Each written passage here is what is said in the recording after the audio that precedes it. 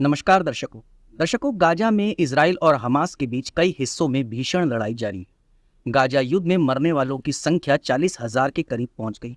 इस बीच अमेरिका ने इजराइल को 20 अरब डॉलर के हथियार पैकेज की मंजूरी दी।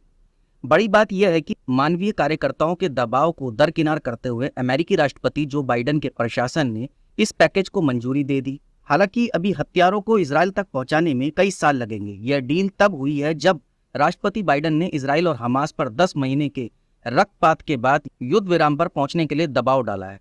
कांग्रेस को जारी की गई अधिसूचना में विदेश विभाग ने कहा कि अमेरिका ने इजराइल को 18.82 अरब डॉलर में 50 F-15 लड़ाकू विमान की बिक्री को मंजूरी दे दी। इजराइल लगभग 33,000 टैंक कारतूस, 50,000 विस्फोटक मोटार कारतूस और नए सैन्य कार्गो वाहन भी खरीदेगा।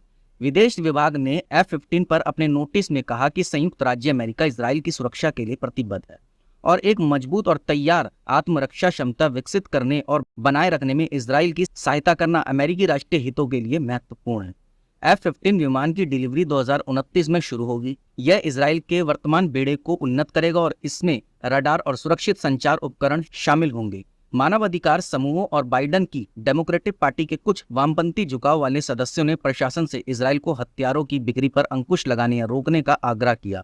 वहीं कांग्रेस अभी भी हथियारों की बिक्री को रोक सकती है, लेकिन ऐसी प्रक्रिया बहुत मुश्किल है। शनिवार को हमास द्वारा संचालित क्षेत्र में बचाव कर्मियों ने कहा कि विस्थापित फिलिस्तीनियों के आवास वाले एक स्कूल पर इजरायली हवाई हमले में 93 लोग मारे गए। इजराइल ने कहा कि उसने सक्रिय आतंकवादियों को निशाना बनाया। बाइडेन प्रशासन के अधिकारियों ने नागरिकों की मौत पर चिंता व्यक्त की। गाजा में इजराइल के जवाबी सैन्य हमले में कम से कम 40,000 के आसपास लोग मारे गए।